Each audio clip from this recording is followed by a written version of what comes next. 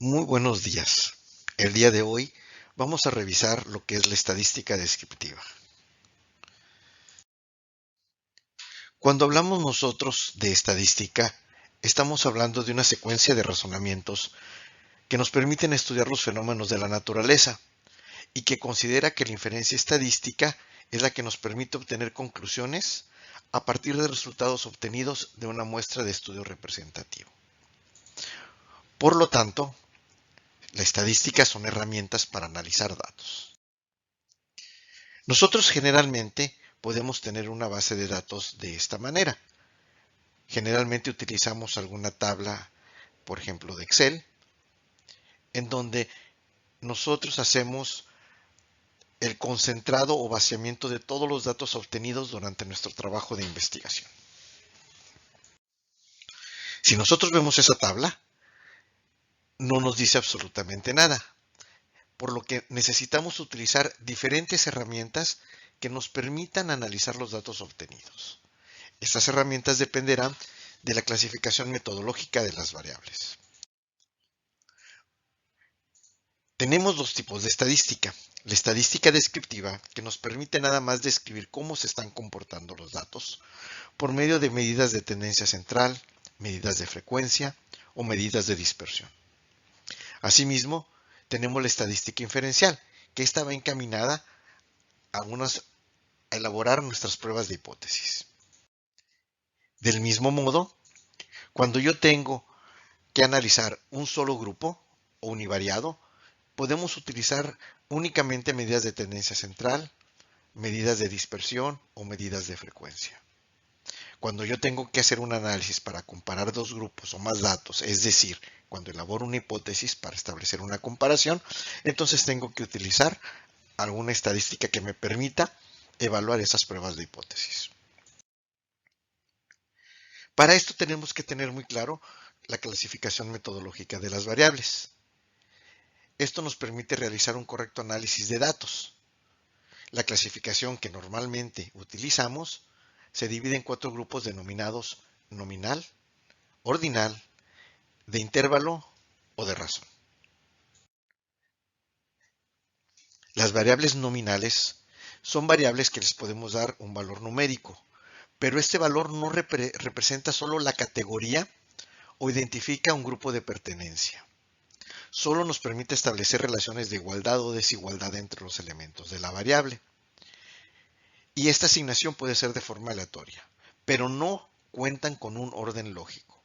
Un ejemplo es el tipo de variable de género, ya que yo puedo poner un valor a los hombres y otro diferente a las mujeres. Es decir, a hombre le pudiera poner 1 y al género femenino le pudiéramos poner 2. Y por más machistas o feministas que pudiéramos ser, no podemos establecer que un grupo es mayor que el otro.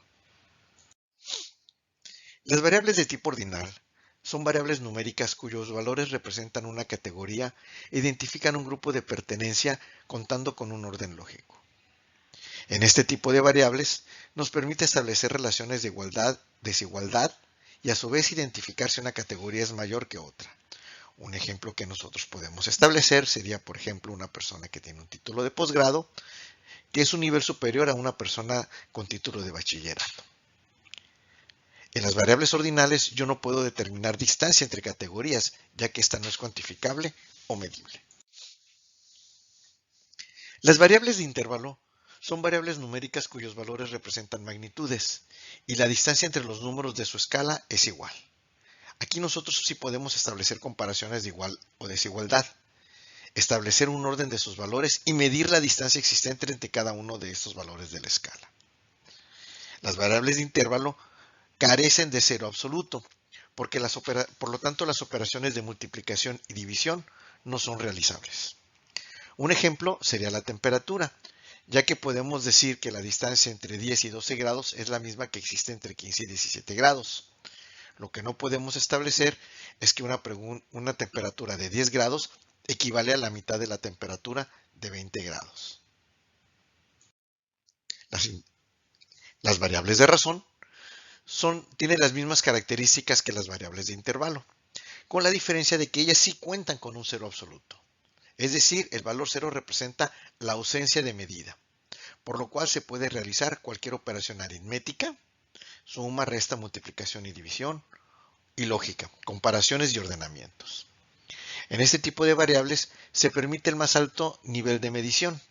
Por ejemplo, las variables de altura, peso, distancia o salario son ejemplos de este tipo de escala de medida. Generalmente nosotros utilizamos un programa estadístico para hacer nuestros cálculos, en este caso SPSS. SPSS las ha reunido en un tipo de medida exclusivo que se denomina escala. Entonces, las variables de escala para SPSS son todas aquellos valores que representan magnitudes, ya sea un intervalo o de razón, ya sea que cuenten con un cero absoluto o no. Entonces podemos ver que las variables de tipo nominal, lo único que nosotros podemos trabajar con ellas es su frecuencia. En cuanto a medidas de posición, solo podemos establecer la moda, que es el valor que más se repite. No podemos establecer medidas de dispersión ni medidas de distribución. Y la manera como nosotros las podemos graficar sería mediante sectores o barras. Si yo utilizo una escala de medición ordinal, también puedo utilizar frecuencias. Pero la medida de posición también va a ser la moda. No puedo utilizar medidas de dispersión, no puedo utilizar medidas de distribución. Y los gráficos serían de sectores, barras y áreas. Cuando ya estamos hablando de magnitudes, es decir, de escalas, como podemos ver aquí, no podemos establecer frecuencias, pero sí podemos establecer medidas de posición, como sería la media, la mediana y la moda. Al mismo tiempo, medidas de dispersión, y medidas de distribución. Y aquí sí puedo utilizar histogramas, áreas y dispersión.